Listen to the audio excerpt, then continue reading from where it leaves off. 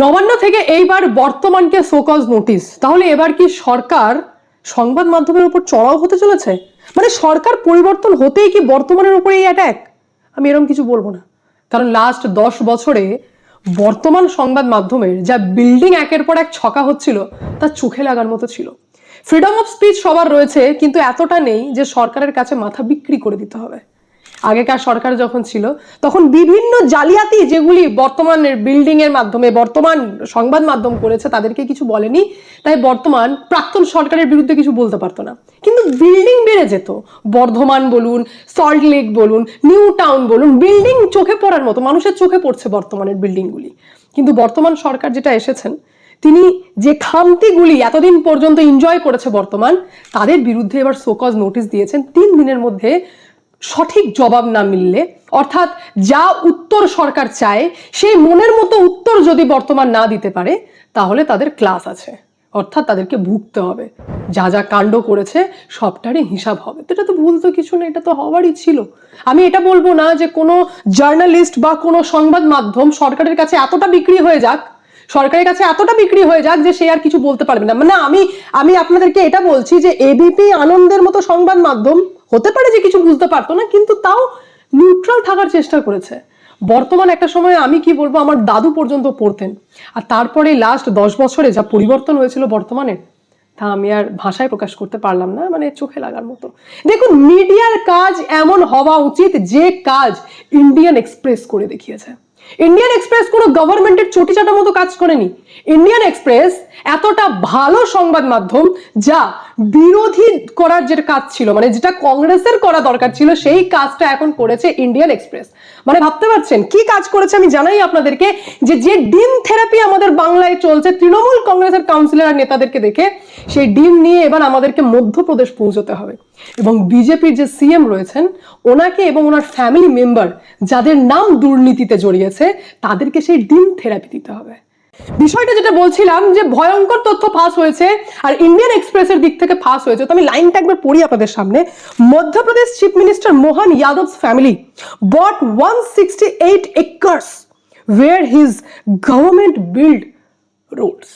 মানে ভাবুন না, কত মজার না ব্যাপার, যখন আপনারা জানতে পারবেন যে কোনো সরকার অমুক জায়গার উপর দিয়ে রেলে ট্র্যাক যাবে।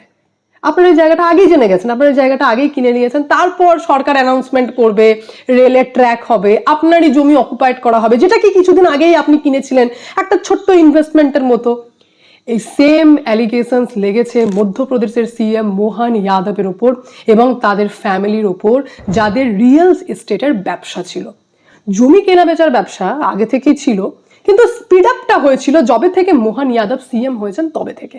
আমি যাব শিবরাজ সিং চৌহানকে সরিয়ে মধ্যপ্রদেশে মোহন যাদবকে সিএম করার প্ল্যানিংটা অমিত শাহেরই ছিল, আমি সে বিষয়ে যাব, কিন্তু তার আগে দুর্নীতিটা আপনাদের সামনে বলি।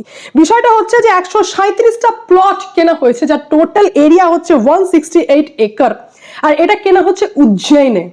2028-এ মহাকুম্ভ যেটা হবে সেটা ওখানেই হবে, আর ওখানে সরকারের একটু নজর রয়েছে ডেভেলপমেন্টের দিকে। সেটা রাস্তার দিক থেকে বলতে পারেন, সেটা ইনফ্রাস্ট্রাকচারাল ডেভেলপমেন্ট বলতে পারেন, সেদিকে সরকারের নজর রয়েছে।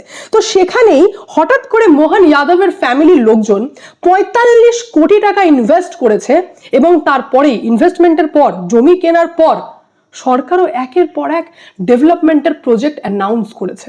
কত মজার ব্যাপার। নাম কার কার জড়িয়েছে আমি একটু রিলেটিভদের ব্যাপারে আপনাদের সামনে তুলে ধরি।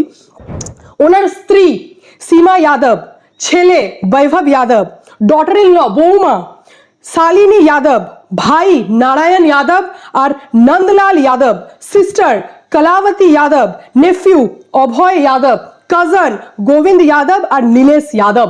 কি করেছে তো সেটাও আমি আপনাদেরকে জানাই যে 168 একর যে জমি ছিল, তার মধ্যে 111 একর ল্যান্ড এমন বেরিয়েছে যে ল্যান্ডের ওপর highway project, road expansion corridor, urban growth Jones, area receiving infrastructure ইনভেস্টমেন্টের মতো প্রকল্পগুলি অ্যানাউন্স হয়েছে।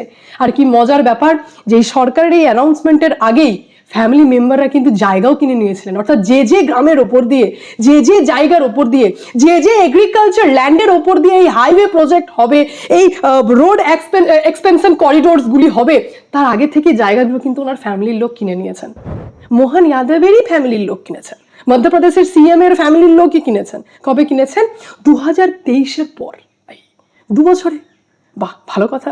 এবার মজাটা কেমন আমি আপনাদেরকে একটু জানিয়ে দিই। ফ্যাক্ট হচ্ছে এইটা যে যখন কোনো জমি এগ্রিকালচার ল্যান্ডের ক্যাটাগরিতে থাকে তখন সেটার ধরে নিন সাপোজ যে 1 একরের দাম হচ্ছে 20 লক্ষ টাকা, আর যখন সেই ল্যান্ডকে কনভার্ট করানো হচ্ছে সেটা রেসিডেন্সিয়াল ক্যাটাগরিতে হতে পারে বা সেটা কমার্শিয়াল ক্যাটাগরিতে হতে পারে, এবং গভর্নমেন্ট যখন সেটাকে অকুপাইড করবে তাহলে সেই 1 একরের 20 লক্ষ টাকা করে যেটা 1 একর দাম জমির, সেটার দাম হয়ে যায় 1 থেকে 5 কোটি টাকা। ভাবুন, নিজের লোক মুখ্যমন্ত্রী, প্রজেক্ট অ্যানাউন্সমেন্টের আগেই জেনে যাচ্ছি, খরচা একটু করে দিলাম, আর তারপর কোটি কোটি টাকা লাভ। তো বড়লোক কে হবে? বড়লোক আরো বড়লোক হবে, কারণ গরিবের জমি তো কিনে নিচ্ছে না বড়লোক। টাকা রয়েছে, টাকা দিয়ে গরিবের জমি কিনে নিলাম। গরিব জানতে পারছে না যে তার উপর দিয়ে বড় রাস্তা হবে, হাইওয়ে হবে, কিন্তু সেই বড়লোক জেনে যাচ্ছেন কারণ তার রিলেটিভ মুখ্যমন্ত্রী। তো এতটা বড় তথ্যই ফাঁস করেছেন Indian express, the Indian express, যেখানে টাইমিংটাও ম্যাটার করছে। টাইমিংটা হচ্ছে যে ভাই 2023-এর পর, সিএম হওয়ার পর এই রিয়েল এস্টেটের ব্যবসা যে সমস্ত ফ্যামিলির লোকজন করে থাকেন, সিএম এর ফ্যামিলির লোকজন, রিলেটিভসরা, ওনাদের এই ব্যবসার স্পিড আপ হয়েছে। আর তারপরে এগ্রিকালচার ল্যান্ডগুলিকে রেসিডেন্সিয়াল ল্যান্ড আর কমার্শিয়াল ল্যান্ডে কনভার্ট করা হচ্ছে।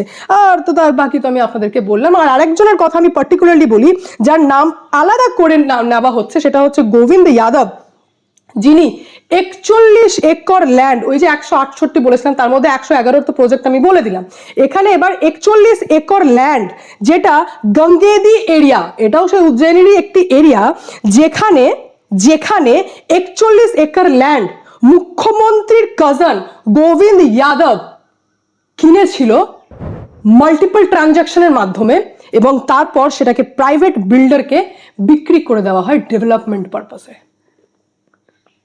দারুণ। এটা অমিত শাহের প্ল্যানিং ছিল। তাহলে এক সংবাদ মাধ্যমের ভূমিকা, যিনি বিরোধী দলের মতো রোল প্লে করলেন, এটা কংগ্রেসের ফাঁস করার কথা ছিল। এখন কংগ্রেস কোয়েশ্চেন তুলছে, কিন্তু মিডিয়ার রোল এতটা ইম্পর্টেন্ট, যারা গ্রাউন্ড ইনভেস্টিগেশন করে ফাঁস করে দিল দুর্নীতি। আর এক বর্তমান যে নিজের বিল্ডিং ঠুকতে ব্যস্ত, হ্যাঁ না? আচ্ছা, এবার বলি, শিবরাজ সিং চৌহানকে চেঞ্জ করার প্ল্যানিং অমিত শাহেরই ছিল। আমি বলবো না, কারণ একটা অভিযোগ উঠেছে, তার মানে সেটা প্রুভড নয়, এটা সাবজেক্ট টু ইনভেস্টিগেশন। কিন্তু সেম ভাবে সামনে কিন্তু ইউপি ইলেকশন আসছে, আর ইউপি ইলেকশন 2024-এ কত বড় ধাক্কা সেন্ট্রাল গভর্নমেন্টকে দিয়েছে সেটা আমরা প্রত্যেকেই জানি। যোগী আর অমিত শাহের মধ্যে ক্ল্যাশ বুঝতে আর কারোর বাকি নেই। কেন ক্ল্যাশ হচ্ছে? কারণ কোথাও না কোথাও এটা ম্যাটার করছে যে যোগী মোদির জড়ি হিট করে যাচ্ছিল, সেখানে শাহ আর মোদির জড়ি একটু ডাউন হচ্ছিল। মানে অমিত শাহের পপুলারিটির থেকে যোগীর পপুলারিটি অনেক বেশি ছিল। 2017 সালে যখন কেশব প্রসাদ মৌর্যেরই হওয়ার কথা ছিল সিএম, আর সেটা অমিত শাহেরই চয়েস ছিল, কিন্তু কোনো কারণে বলুন বা আরএসএস ফ্যাক্টর বলুন, মোহন ভাগবত ফ্যাক্টর বলুন, যে কারণে যোগীর পপুলারিটির কাছে এই কেশব প্রসাদ মৌর্যের পপুলারিটি কোনো ম্যাটারই করেনি, আর যার জন্য 2017 সালে সিএম যোগী আদিত্যনাথ হয়েছিলেন, এবং তিনি নিজের যোগ্যতাতেই হয়েছিলেন নিজের যোগ্যতাতে। কিন্তু ক্লাস এত বড় ছিল যে 4.5 বছর পর্যন্ত ওই রাজ্যে স্থায়ী ডিজিপি নিয়োগ হতে দেওয়া হয়নি দিল্লি থেকে। কেন হতে দেওয়া হয়নি? কারণ যোগী আদিত্যনাথ, যিনি নিজে বলতেন যে আমার রাজ্য, আমি আমার মতো করে পুরো রাজ্যটি চালাবো, দিল্লির ইনফ্লুয়েন্স থাকবে কিন্তু সবটাই দিল্লির থাকবে না। তো সেই কথা অমিত শাহ খুব একটা ভালোভাবে নিতে পারেননি, এবং তারপরে বিভিন্ন সুরসুরি এবং হাওয়া দেওয়ার মাধ্যমে 2024 সালের যখন টিকিট দেওয়া হয় ইউপি ইলেকশনের, তখন অমিত শাহ নিজের পছন্দ মতো ক্যান্ডিডেটকে টিকিট দেয়, যার জন্য ইউপিতে যে 2024-এ ধাক্কা লেগেছিল তার দায় এখন অনেকটাই বলতে পারেন যে যোগী আদিত্যনাথ অমিত শাহকে করে থাকেন। আর কেমন ধাক্কা সেটাও আমি আপনাদেরকে জানিয়ে দিই। অত্যন্ত লজ্জাজনক ব্যাপার যে ইউপি এমপি সিটে যখন 61, মানে 80টা টোটাল সিট রয়েছে, 61-60 এরকম রেজাল্ট দিয়েছে, সেই ইউপি 2024-এ 33-এ নেমেছিল এমপি সিট। সব থেকে বড় কথা হচ্ছে সমাজবাদী পার্টি সাপা, সে দিয়েছিল 37টা, অর্থাৎ বিজেপির থেকে সমাজবাদী পার্টির এমপি বেশি হয়ে গেছিল। মানে এটা যে কত বড় ধাক্কা ছিল সেটা আমরা খুব